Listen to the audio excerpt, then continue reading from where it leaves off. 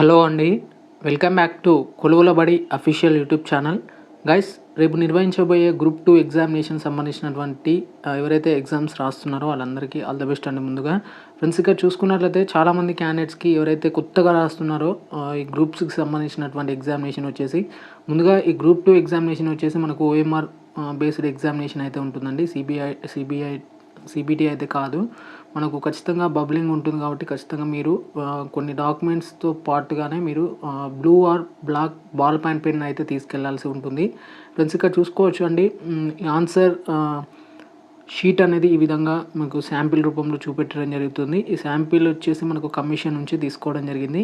ఇక్కడ మీకు రైట్ సైడ్లో ఇక్కడ ఈ బాక్స్లో మీకు మీ ఫోటో అనేది వచ్చిందా లేదా అనేది చూసుకోవాలి. మీరు ఒక ఆన్సర్ షీట్ రాగానే చేయాల్సిన ముఖ్యమైన పని అదే అండి. మీ ఫోటోస్ వచ్చిందా లేదో చూసుకోవాలి. ఆ తర్వాత ఇక్కడ మీ యొక్క హాల్ టికెట్ నెంబర్ కరెక్ట్గా ఉందో లేదో చూసుకోవాలి. అలాగే మీ యొక్క నేమ్ కానీ మీ యొక్క ఫాదర్ నేమ్, మీ యొక్క మదర్ నేమ్ కరెక్ట్గా ఉందో లేదో చూసుకోవాల్సి ఉంటుంది.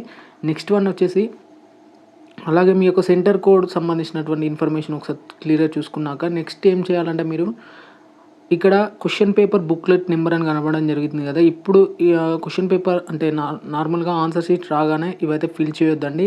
కొద్దిసేపు వెయిట్ చేశాక మనకు క్వశ్చన్ పేపర్ అనేది రావడం జరుగుతుంది.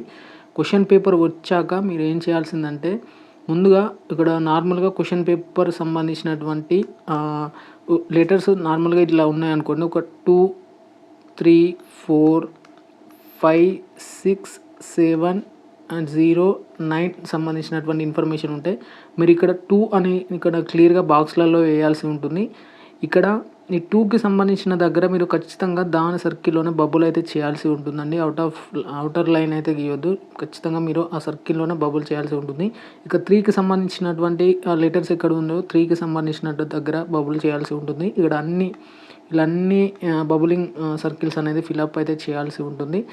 క్లీన్గా నీట్గా ఫిలప్ అయితే చేయండి. తొందరపడి మీరు టకటక ఎవరైనా మన ప్రజెంట్ ఎగ్జామ్ రాస్తున్న వాళ్ళు కానీ ప్రీవియస్ ఎగ్జామ్ రాసిన వాళ్ళు కూడా కొంచెం టెన్షన్కు లోనయ్యే అవకాశం ఉంటుంది. కాబట్టి క్లియర్గా మీ యొక్క క్వశ్చన్ పేపర్ బుక్లెట్ నెంబర్ చూసుకొని ఇక్కడ మీరు వేయాల్సి ఉంటుంది.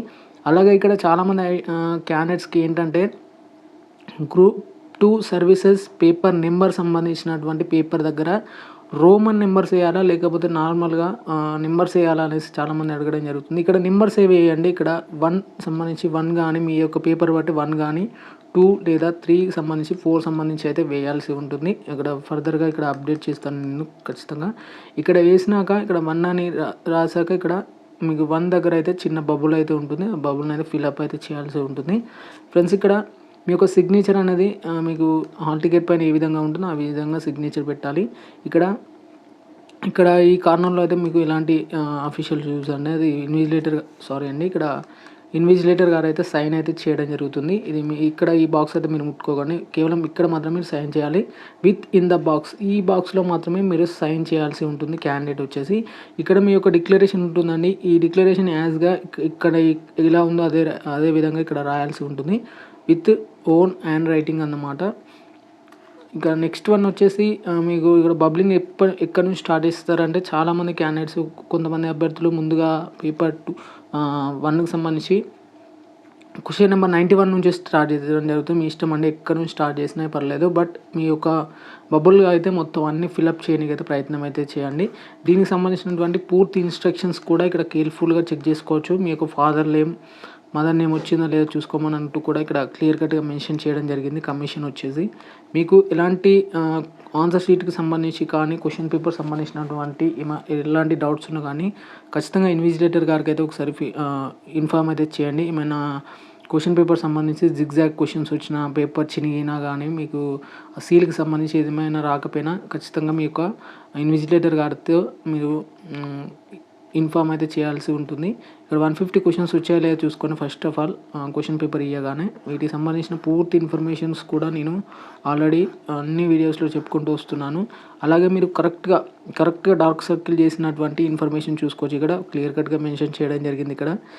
ఇక్కడ ఏదైతే కరెక్ట్ వే ఆఫ్ డార్కనింగ్ ఇక్కడ మెన్షన్ చేయడం జరిగిందండి. ఇది 2 పాయింట్స్. ఇవన్నీ అంటే నార్మల్గా 2 సర్కిల్స్ డ్రా చేయడం కానీ, అంటే నార్మల్ బబ్లింగ్ 2 బాక్స్‌లో బబ్లింగ్ చేయడం గానీ, దానికి సంబంధించినటువంటి ఇన్ఫర్మేషన్ ఉంది. ఇక క్వెషన్ పేపర్ బుక్‌లెట్ సంబంధించి ఎగ్జాంపుల్‌గా చూసుకోవచ్చు. ఇక్కడ క్లియర్ కట్‌గా ఉంది. ఇక్కడ నెంబర్ చూసుకున్నట్లయితే మనం క్వెషన్ పేపర్ బుక్‌లెట్ నెంబర్ వచ్చేసి 69350753 ఎగ్జాంపుల్‌గా తీసుకోండి. ఇక్కడ మెన్షన్ చేయడం జరిగింది. ఈ నెంబర్స్ వచ్చేసి ఇక్కడ మనం 6 దగ్గర బబుల్ అయితే చేయడం జరిగింది. ఇక్కడ 9 దగ్గర. ఇక్కడ ఇలా గ్రూప్ 3కి పేపర్ 3కి సంబంధించినటువంటి లెటర్స్ వేసి ఇక్కడ 3 దగ్గర బబ్లింగ్ అయితే చేయడం జరిగింది.